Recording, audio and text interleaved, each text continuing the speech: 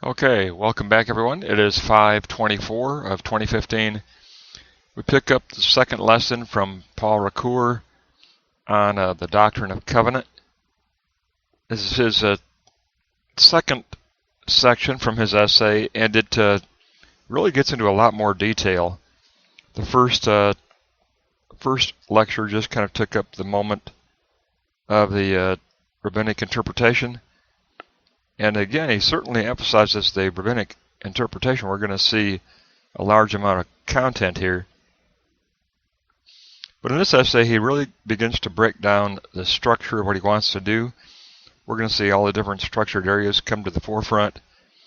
And so it's the more organized portion, the meat of the lecture, if you would. So we'll take a look at this second lecture, and it's going to be a fairly detailed structural account this time. The first moment is, of course, for Ricoeur, it's God in himself as the I am that I am. And so the command moment includes imperative space. Thou shalt not kill, in our modern culture, has been restricted to formal imperative and only formal imperative. This moment also includes indicative space, which is key, and that is the fact that the imperative of command is always accompanied by the indicative of I am the one who loves. So the God of love is always presumed in the moment of imperative. And then there's the immediacy of space. The problem for Ricoeur is that in the first moment, humanity is still trapped in only being able to conceive of immediacy of obedience and not a love that obligates.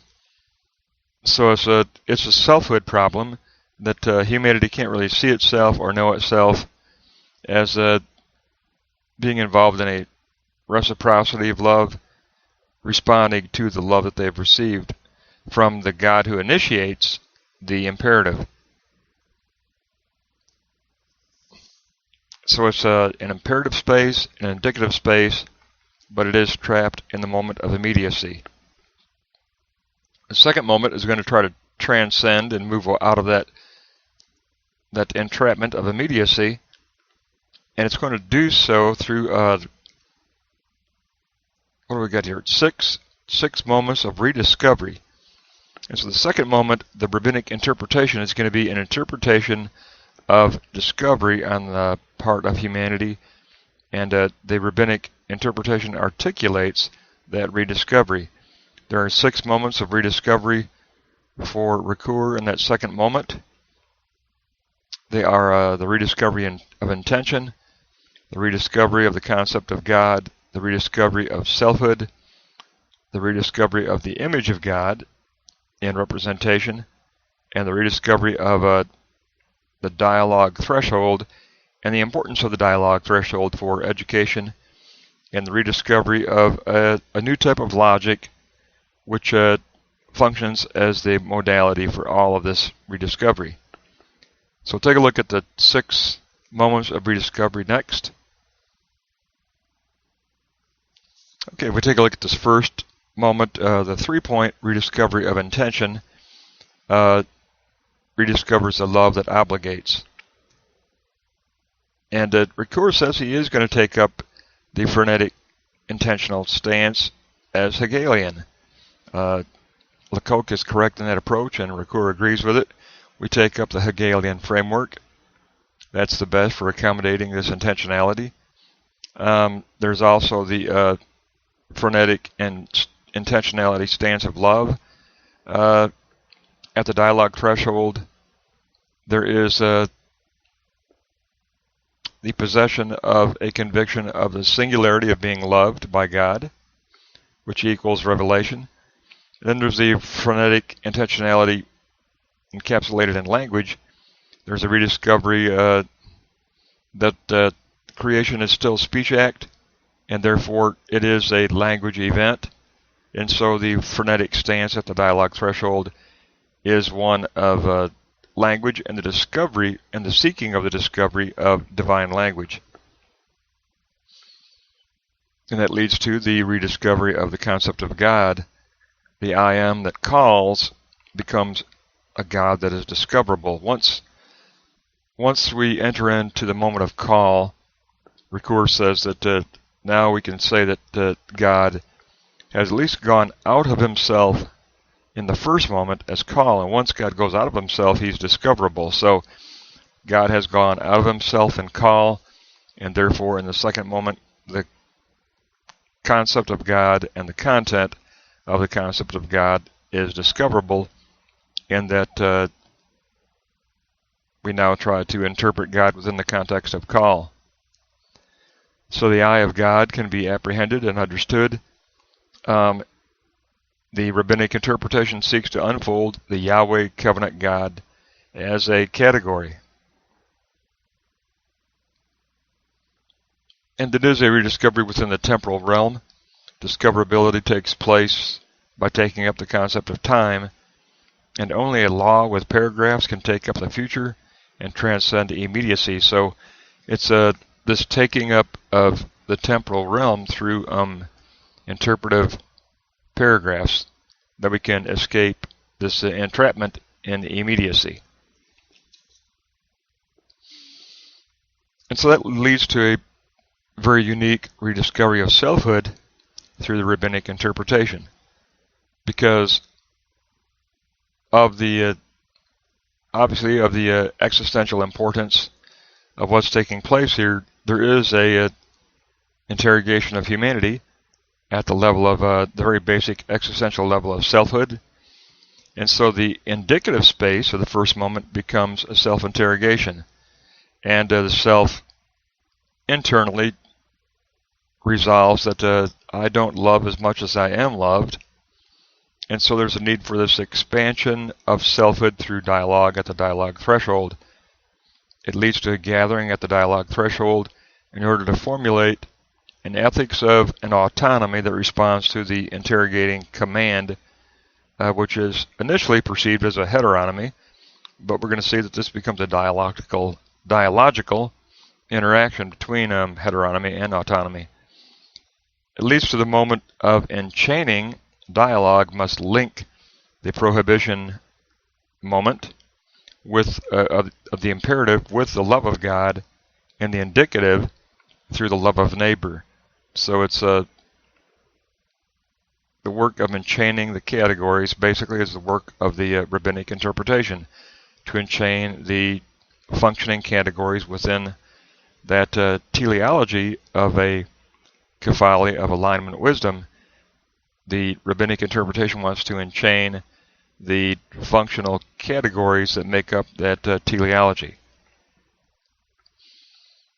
So there becomes a rediscovery of the image of God, because now the rabbinic interpretation finds itself within the context of God having gone out of himself in the for itself moment of call and love. And so there's a going out of love of neighbor, which draws humanity out of itself and love, and the concept of proximity comes forward, says Ricoeur, and that proximity simply means that there's a distance to Yahweh that is traversed in love, and yet the distance is still preserved. Traversing proximity takes place through the practice of love itself, and so we are tension between the Most High of the divine Yahweh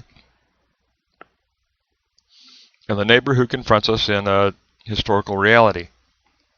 So the rabbinic image of God becomes that traversing in a reshaped constructive interpretation of the image of God as love.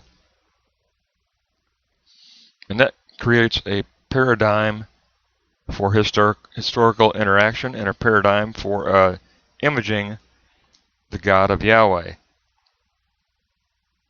And we reach that moment of actually reaching the response of a paradigm of loving obedience. So everything gets boiled down to an ethics, which is something that Lacocque brought out in his essay. We really are looking at an ethics of dialogue when we look at the second moment. It all is essentially ethics-based. But Ricoeur says there are rules for that ethics at the dialogue threshold. It is not. It cannot be defensive. It's not a sarx-based, ego-based defensive attitude, because it's going to include multiple voices at the dialogue threshold, Jewish and Christian voices, and they'll each have their own respective motivational base of attestation. So it will employ a new logic, not a defensive apologetic language or logic, but a new logic, which will be called the logic of abundance. And Ricoeur wants to close out the second moment with looking at the logic of abundance and the 6-point rediscovery that defines this logic that defines the realm of ethics. And first of all, the old category of equivalence, basically abbreviated distributive justice and corrective justice. There was a positing of equality and a positing of proportion. But the new category of superabundance and the new logic will first of all open up a space for dialogue at the dialogue threshold for the moral project. And then second, it's going to introduce a new language of praise, a language of broadened hymn or psalms. That's going to be the new language. And it will introduce a new axiom from 1 Corinthians 13, which really defines the way that dialogue will take place. Justice is recognized through the dialogue of charity. So the entire contextual backdrop is going to be the backdrop of charity. And then the dialogue threshold will mark out the observed contours of a positive law behind the prohibitive command. And so self-interest becomes sublated, the ego becomes sublated in favor of a reciprocal interdependence of dialogue at the dialogue threshold, and Hegel's ethics of recognition is born. It's all about an ethics of recognition. We want to reach toward universality through an exchange of ideas, and we discover that truth comes through the reciprocity and the interdependence of ideas, and not trying to forcibly defend our egoistic-based opinions and ideas, but instead realizing that the truth is intersubjective, and it's not my truth. It is the intersubjective, interdependent truth of shared ideas at the dialogue threshold. That becomes encased in charity, a new type of precedence for discussing justice. So that leads to the all-important third moment of actualizing this image of God that rabbinic interpretation comes up with, and the actual working out of an ethics of recognition. The third moment includes a love that is capable of self-actualization. This is called redemption. And the 4-point rediscovery that takes place here concerns universality. There is an education. The dialogue threshold is basically education. It causes the rabbinic positing, but it's a rabbinic positing out of a restated universality discovered in the shared reciprocity of shared ideas, which becomes an intersubjective education. That takes the rabbinic interpretation to the moment of praxis, which is categorical positing within historical praxis, and action and reflection within historical situations. But it's always limited by the contingency of cultural limitation. And so for Ricoeur, universality is always inchoate. It's always inchoate. It's always an inaugurating process that never reaches finality. It's always inchoate. It's always an inchoate universality that is open and redefining itself and open to revision and a dialectical process at all times. So it's very much a very structured presentation this time by Ricoeur. He's finally getting things together here at the very heart of his essay. And he wants to point out that the first moment is all about space, imperative space, coupled with that very important indicative space of love. We can't ignore that indicative space. That that indicative space interrogates us to form the rabbinic interpretation of a new type of justice that is inclusive of that 1 Corinthians 13 context of charity. And that means rediscovering intention at the dialogue threshold. It means rediscovering what we mean by the concept of Yahweh, the God of covenant. It means rediscovering what we mean by what it means to be a self, what it means to be a human being. It means a rediscovery of the image of God that we take into the world that's part of our positing. And it means rediscovering the very ethics that we say we want to interpret.